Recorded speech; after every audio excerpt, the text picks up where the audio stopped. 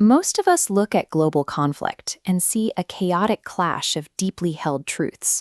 We watch different cultures, religions, and nations collide, and we assume these battles are driven by organic passion and genuine, unshakable belief. In the rooms where global power is actually brokered, human conviction functions as a predictable, mechanical system. This concept is laid out plainly in a diplomatic training text known as the Apostolic Ladder.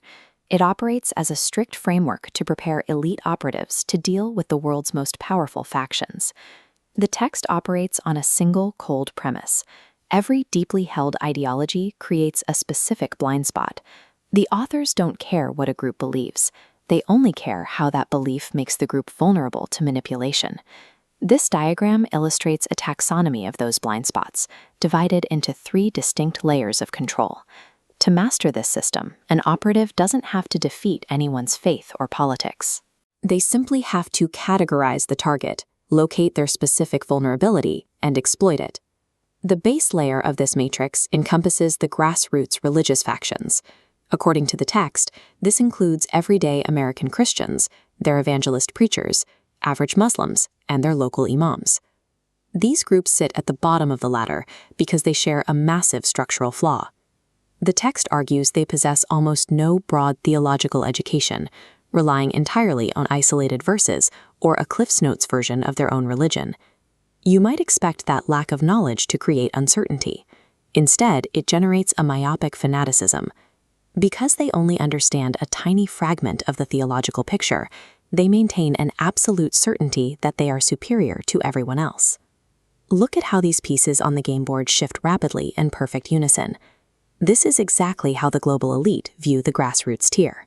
Ignorance paired with supreme confidence creates a demographic that is incredibly easy to emotionally agitate and rapidly maneuver.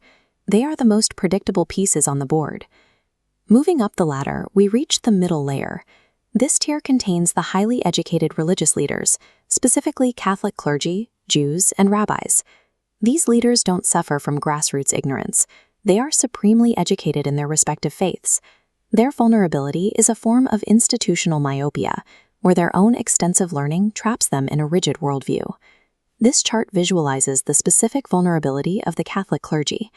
Notice how the outer nodes, representing the priests and bishops, bypass the glowing center point of their founding figure. Their ultimate loyalty is tethered to the rigid structure of the church itself, prioritizing institutional preservation over the core tenets of their faith. Continuing with this visualization, we see the flaw of the highest educated theologians, like rabbis. They hold a massive amount of historical and theological data, but they actively block out a specific quadrant of the puzzle. They stubbornly refuse to acknowledge ancillary religions, intentionally leaving their broader geopolitical and theological picture incomplete.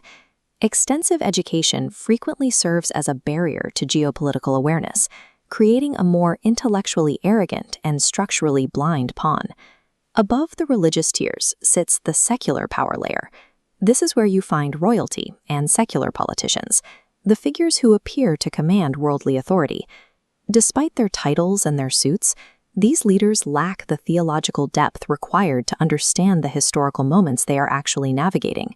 They see policy, but they miss the underlying belief systems driving the conflict. Their entire grip on power depends on securing favor.